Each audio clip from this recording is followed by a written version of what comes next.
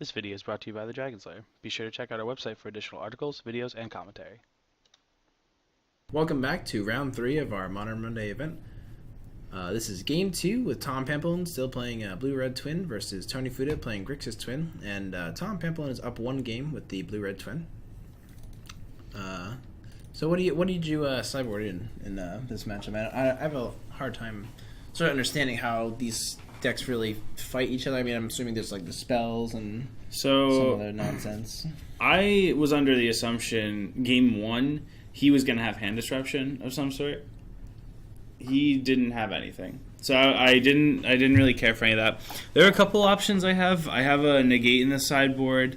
I brought in 2 Blood Moons because Blood Moon's just really good, and he was playing Cryptic Command that I saw earlier in the tournament, so I want to make sure I can lock him off that.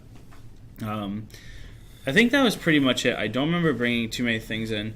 In this particular matchup, like, Karanos could potentially be good, but I don't know. If he's playing the twin matchup, I really just don't want to tap out for something that's not going to interact right away. I did also bring in 1 Spell Sky from the board team to just handle his twin. Nice.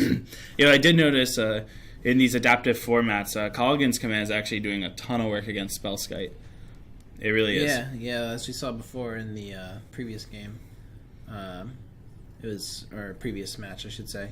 It's really, really powerful. You can turn the tide of the field very quickly. Yeah, because it does have 2 targets for something like that. The Spell Sky doesn't have to redirect. You just basically deal with Spell Sky. Right. And there you can see the Blood Moon and Spell Sky I have in the deck, which obviously are not in my opening hand, but I probably would have wanted them. It's sort of a tell that you, I've noticed that you sort of bring it in no matter what in any matchup. I really think Blood Moon is probably one of the best cards in the format. Well, yeah, but I mean, it just seems like, I mean, I guess now you can understand for you viewers out there that if an opponent is grabbing an island with a fetch land when he could be grabbing a Steam Vents for, same effect, he's definitely got a Blood Moon. Yeah, there's only so many fetches. I mean, I have a ton of fetches and islands in the deck. The problem is once you play Blood Moon, it turns off your fetches, so I can't even go get anything. Right. So I have to try and get to 3 islands, so that way I can cast Cryptic. And you see I do have 2 Cryptic commands in hand, so... I assume, I don't remember off the top of my head, I assume I do get to 3 islands, hopefully, who knows, but I do have another one in hand, so that's I'm surprised good. you kept was it a Sulphur Falls and Steam Vents? Yeah, in this matchup, like, my hand's already full of a ton of gas. I also have I think I have Remand in hand as well. I do have 1 Remand, so like I can just draw those, and I kind of want to just make sure I have my lands to set up with, and then, I can always draw the islands later. True. But 4 mana is important because I don't have the Blood Moon in hand currently. I want to just be able to cast Cryptic Command on time if I need to. Also, I'm on the draw, so, it's just not as good. It's never as good being on the draw. It's probably the worst feeling in the entire world. Especially in Control for V combo. Yeah.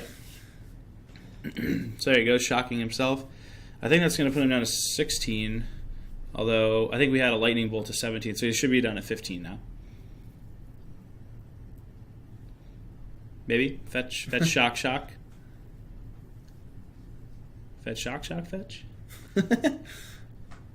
We'll figure it out. Yeah, we'll get a life check for you on that, no problem. But anyway, we have a Snapcaster Mage coming in here for Tony, probably flashing back what I assume to be a Lightning Bolt, which will be not enough to kill the Exarch. It's like, yeah, basically. So I'm assuming you went on trigger. No, I went on cast. Oh, okay. Yeah, because I don't care. It doesn't really matter, does it? No, so he slings Lightning Bolt to me, I sling one right back at him. Basically what we're just trying to do is, I want to get in damage here because I know he can't attack with Snapcaster Mage. And, like, he has to find a way to remove the Exarch. Now, if he was going to attack, I'm assuming you would just take it, right? I mean, you don't want to risk the Kolaghan's Command or a Bolt. I actually don't mind it so much. I mean, my hand's like kind of wishy-washy right now. I don't really have a lot of action besides counter magic and 1 bolt. Certain instances I might take it. I actually don't remember what I do here. It looks like I just block because I don't care because I'm a boss. Yeah. And yep.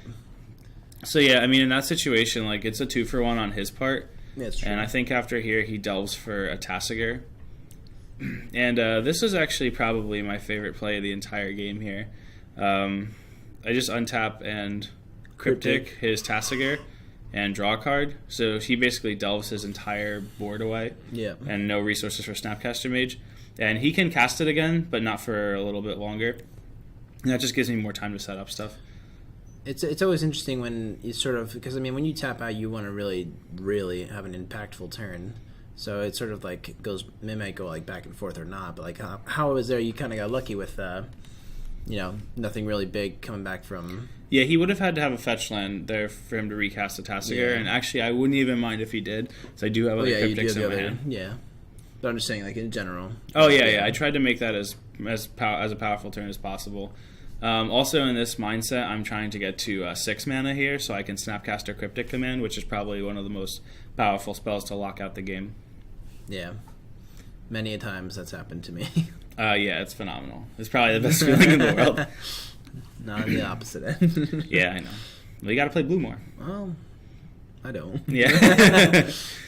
So yeah, this is just, I think what I remember, just a main phase Exarch from me. And the reason being, I want to make sure I resolve it. And I untap my own lands, so that way I can leave up spells. So at this point, I'm leaving up for Lightning Bolt and a Remand.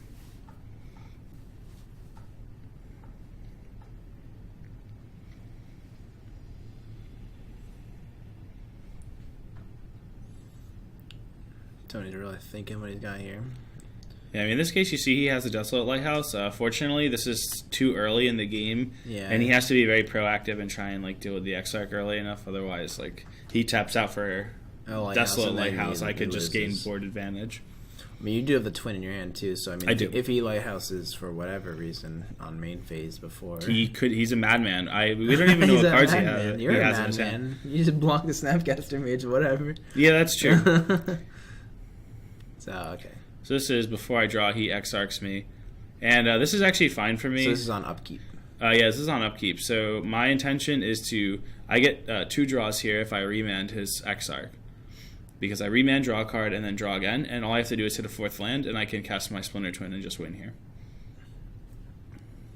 And show me potato salad. There it is. And I'm pretty sure in this mindset, I don't think I wanted to go any further in the game, and I'm pretty sure I just jam it here. Yeah. And at the end, he asked, I was wondering if you're going to be a man and pull the trigger. Double madman. Tom Pampalone taking it down 2-0.